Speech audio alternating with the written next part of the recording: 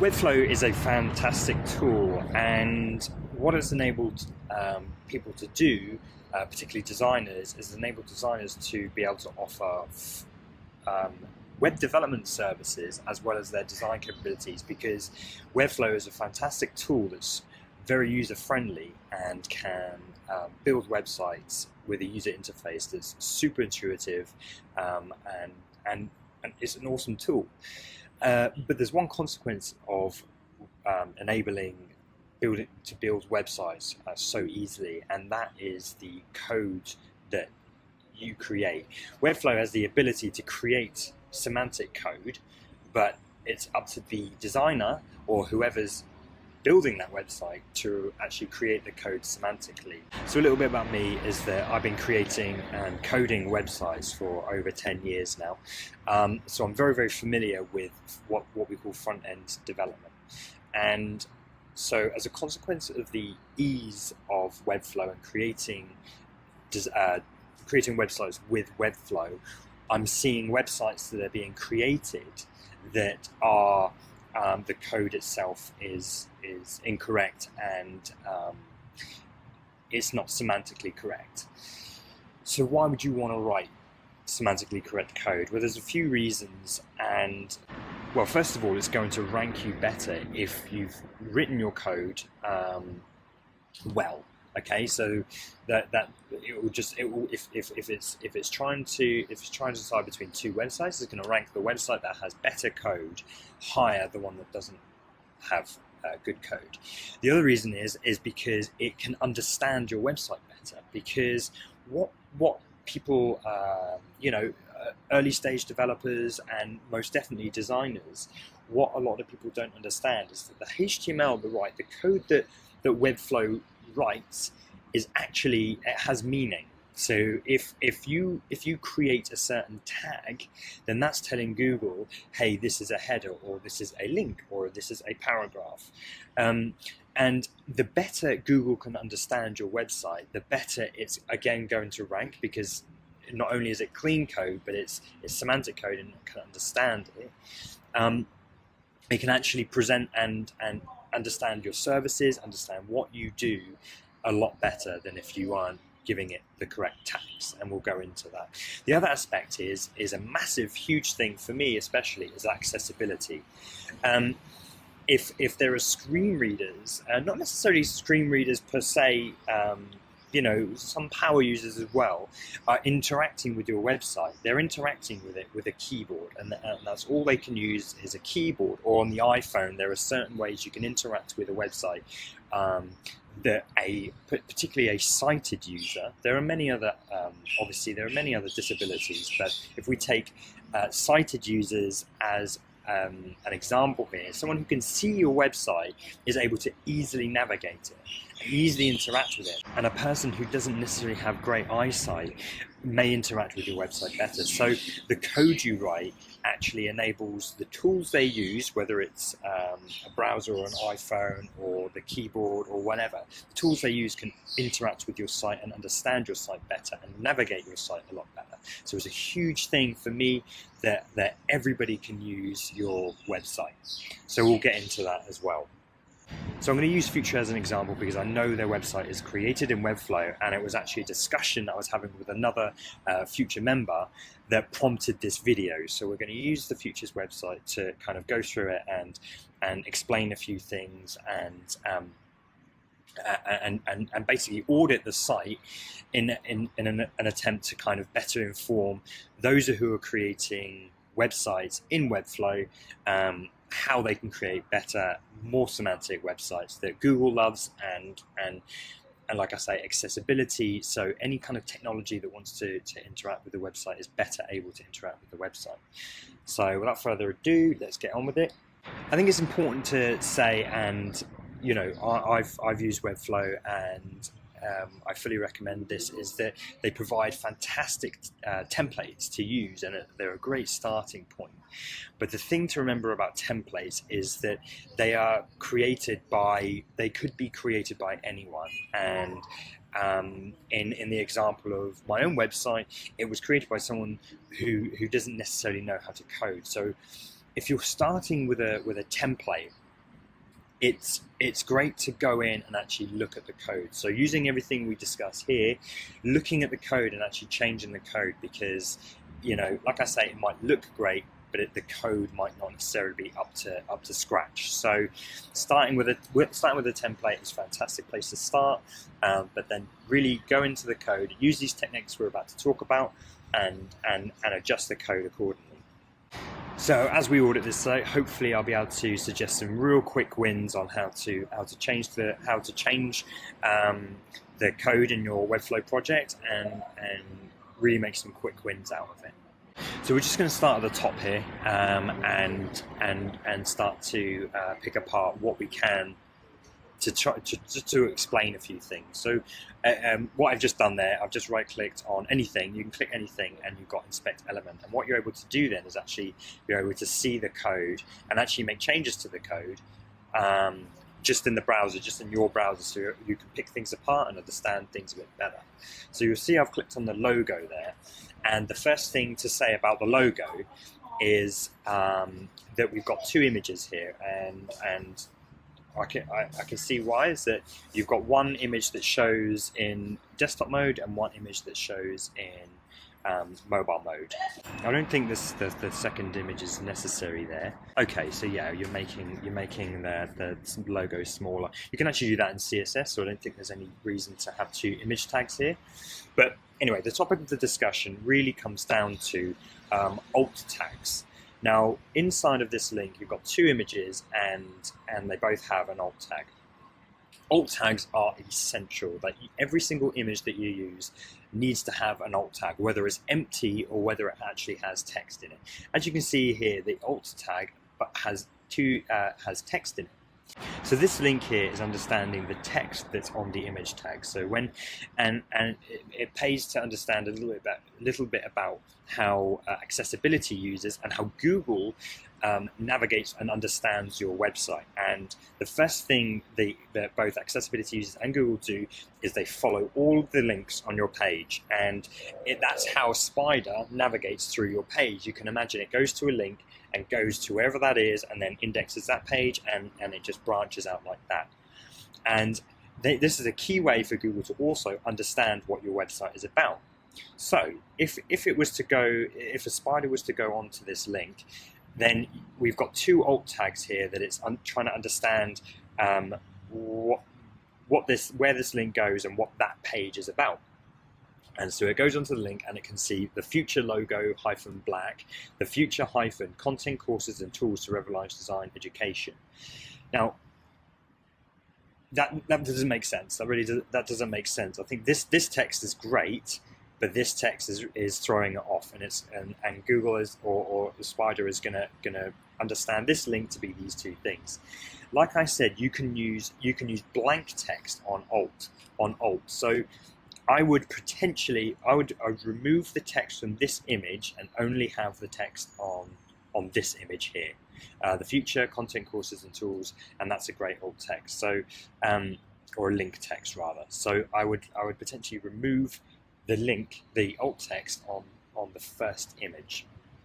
Another side note is Google actually understands the names of the images, the file names of the images, and we can see here that this is probably like a random string generated by Webflow, but here you've got the future logo white.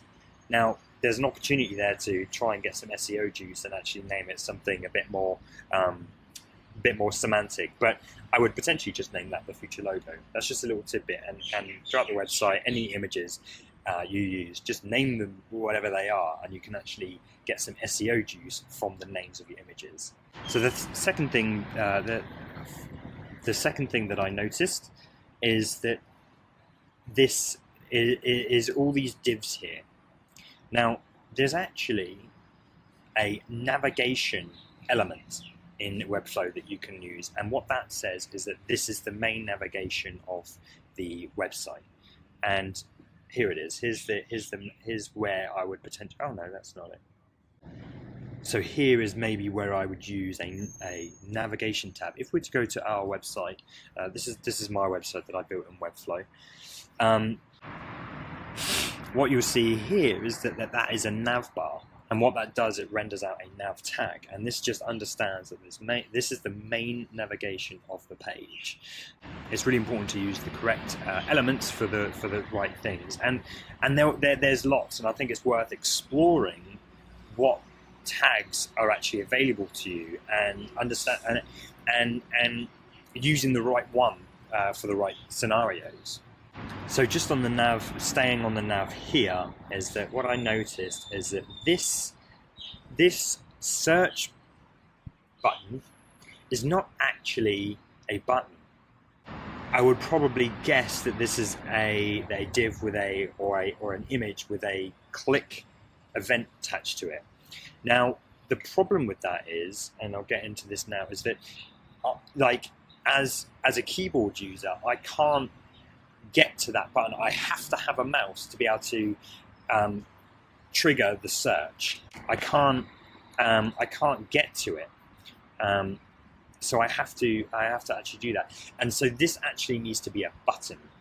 This actually needs to be a button, and again, because we're using images here, there's 3 alt texts that we should utilize, and I would assume that one of these alt texts should be search or search website or something like that. One of these images needs an alt text to understand that when it becomes a button, that someone is focused on this element, that they know it's a search button. So right now, if you don't know what our screen reader does, as a user hooks onto an element, the screen reader will read out what element they are hooked onto, and if this gets created to, but first of all they can't hook onto it anyway. But if it was a button and they did hook onto it, it wouldn't read anything out. It would just say button. That's all it would do. So it wouldn't actually say what the purpose is. So again, making the alt text search.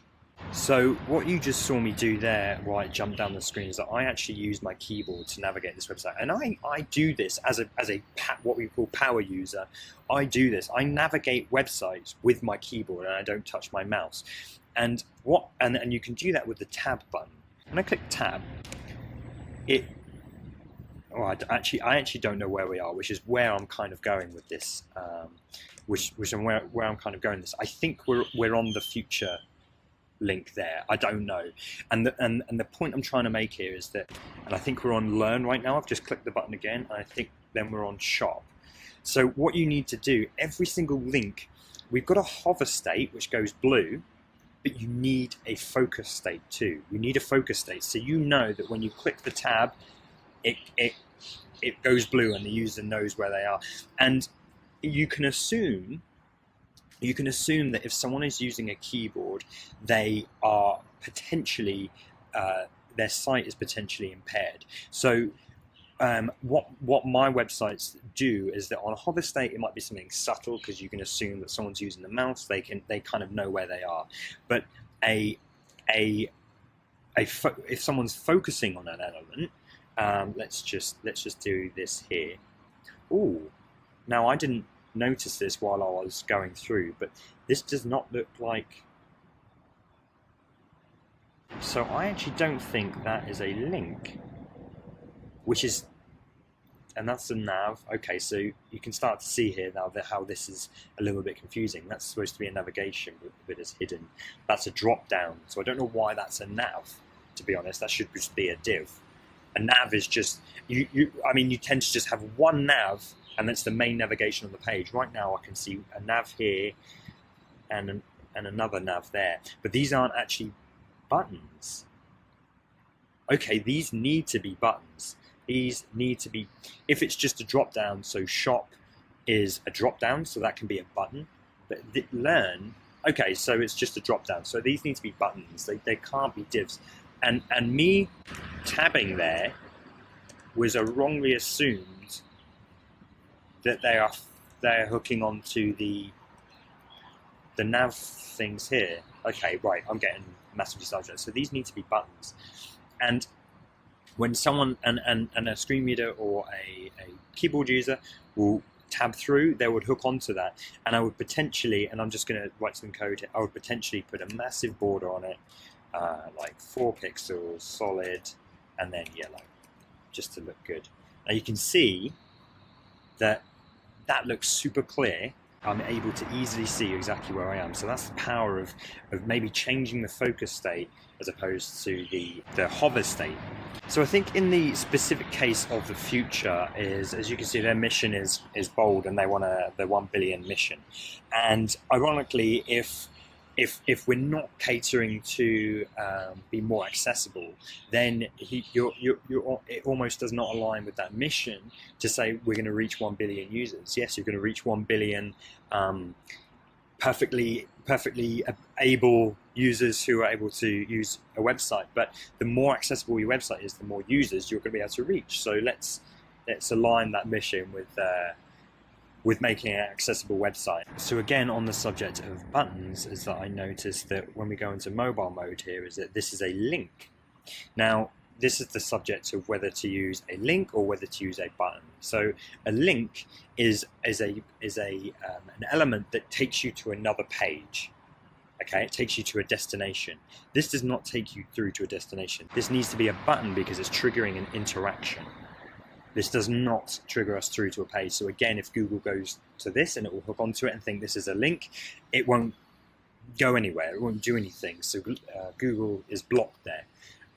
So another reason to kind of use links and buttons and how they use interchangeably. It's a common mistake that people make, and they don't know when to use a link or a button. My rule is buttons, interactions, links, pages. So the other thing that I noticed is that I have a tool here that gives me the heading structure. And if you don't know what headings are a way to break out your page. So if you imagine a book, if your website is a book, headings denote kind of chapters and sub-chapters or things like that. So you use headers to really separate and break up your content. And there is, I think, 7 headings. You've got H1, H2, H3, blah, blah, blah. You've got the different levels of headings. Now I have a tool here that tells me the heading structure of the page. And it should look like a table of contents, so you're able to understand the page. Now here we go. At the top here, the first heading it encounters is a H5. And there's 2 H5s here. And this tells Google what the page is about. Well, actually, the H1 tells Google what the page is about, right? But before the H1, we have 2 H5s, and I can see here that you've got 2019, theFutur is here. Now, this leads to a common mistake that people make, is that they assume that the size of if you use a H1, that the size should dictate what heading you use, but that's in fact not the case. Your heading structure should be irrespective, and generally HTML should be irrespective of how it looks. If you use a semantic HTML structure, your website should look like ass, right? It should look horrible, because you've created your website with HTML in mind, and you've created heading structure that hierarchically makes sense. But this website, unfortunately, does not make sense. So you've got the first 2 headers are H5s. Now, if we just inspect that, so you can see there's 2 H5s. I would potentially, I mean, the 2019 does not need to be a heading whatsoever. That could be anything, right? It could be a span. It doesn't need. There's no semantic meaning to it. Actually, there's no semantic meaning to this page. But I would potentially say theFutur is here is your H1, and it will make it massive and all the rest of it. But with CSS, you can then reduce that right down to a logical size. You can make it look the same as it does right here, but semantically is a H1, and it's saying to Google the H1 is the meaning of the page. And then what you can see here is then the H1 that is the 1 billion mission. That kind of makes sense as a H1, and then but then you've got nested here. You've got 2 H5s and a H2. So the heading structure is going, this is the H1, and then nested within this H1 is a H5. Well, logically, it should be a H2. So again, you're imagining like a table of contents, and you can see that here, that these kind of make sense here. you've got all these H2s, starts to go a bit awry here, but you've got all these H2s which say the 1 billion mission, and then you've got the sections business, design, inspiration. They make sense. But here the next headings that finds are H5s, 2 H5s and another H2. I would potentially make these need to be H2s.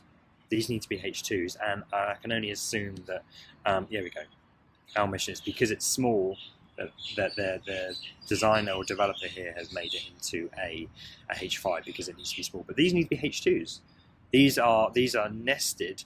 These are the next level to the H1, our mission, our content, business. I mean, you know, looking at this, you could have a H1 here, this could be a H2, this is a H2, and then these are H3s because they are related to content. I mean, I don't know. I think whoever designed this website will know the logical semantic structure of website better, but just from observation, H1, potentially H1, billion mission, H2, potentially not even a heading, to be honest. It looks big, but I'd potentially not make that heading. Our mission would be the H2, our content would be a H2, and then the future is online, potentially not a heading because, you know, I'm reading this like a table of contents. And then under our content, you've got H3s, which is business, design, inspiration. So it's a very long-winded way of explaining heading structures, but I hope that makes sense. It shouldn't be about the design or style of the headings. It should be about what semantically makes sense. And what this is called, I mean, this plugin's called the headings map. What this is called is the document outline, if you ever want to research the document outline or whatever. But if you download this Chrome plugin, headings map, you'll be able to see your heading structure and see this. Does this make sense? And again, this is Google can understand the structure of your page, and it uses headings to understand the structure of this page. And I'm a bit lost here about what the structure of the page and how to logically break this out. And again, accessibility users, sometimes they use links to navigate the page. Sometimes they use headers so that they will jump to a header to then say, okay, let's go to this section of the page and then go within that section. And so these are all H5s. I mean, yeah, these make sense actually as headings, but these need to be H3s because they're nested inside of a H2.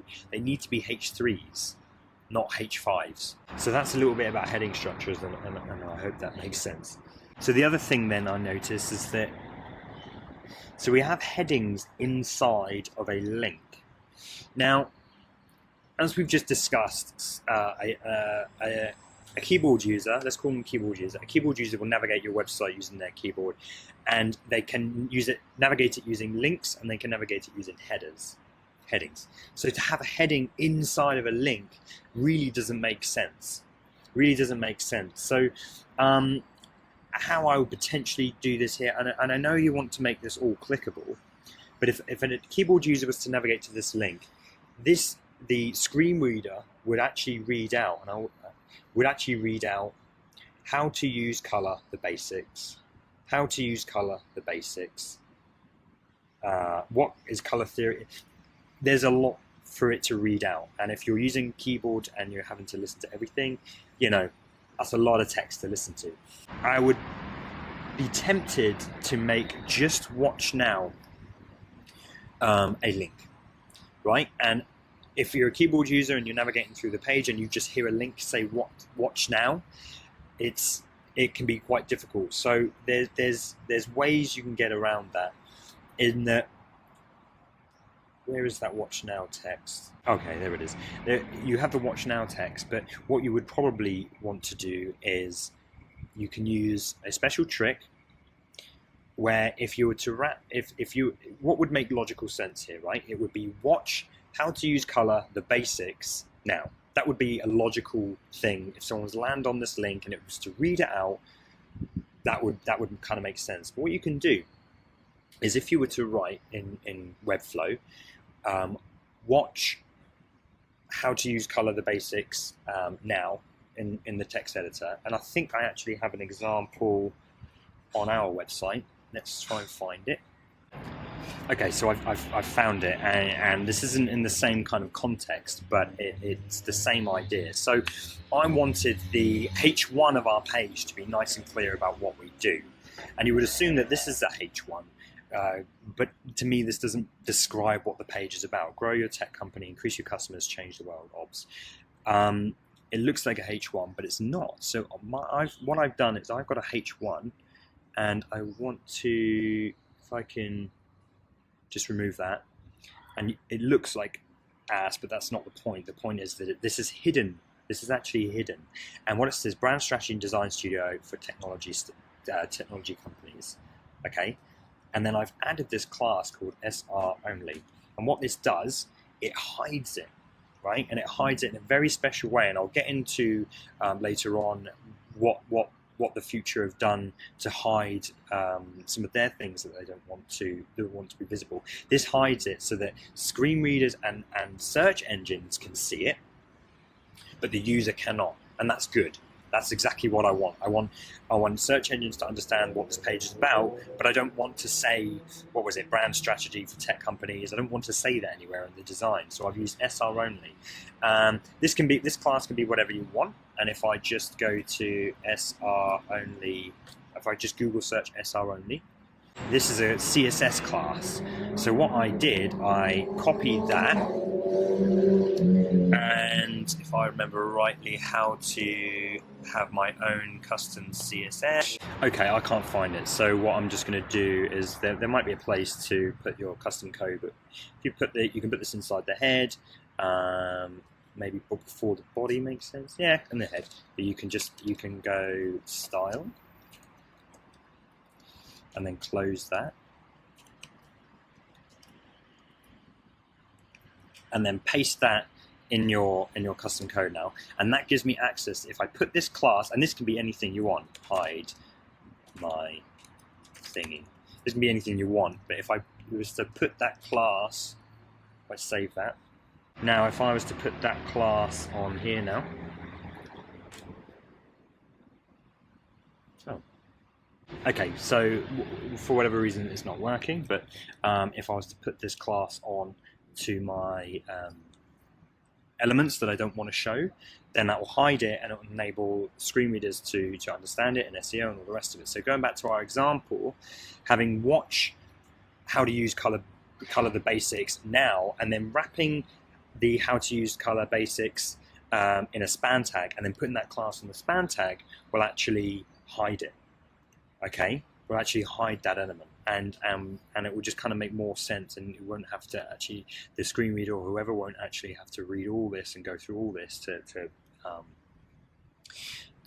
navigate through it. Overall, I think links should just be very, very simple instructions on where that page is going to. So to have all of this wrapped up in this link, there's a lot of content to read, there's a lot of content to understand, and it will confuse Google Spider or an accessibility user on what's going to happen in that link. There's a lot of assumptions have to be made, and whoever's hooked onto that link will have to listen and understand all of that text to try and decipher what it is. So real simple.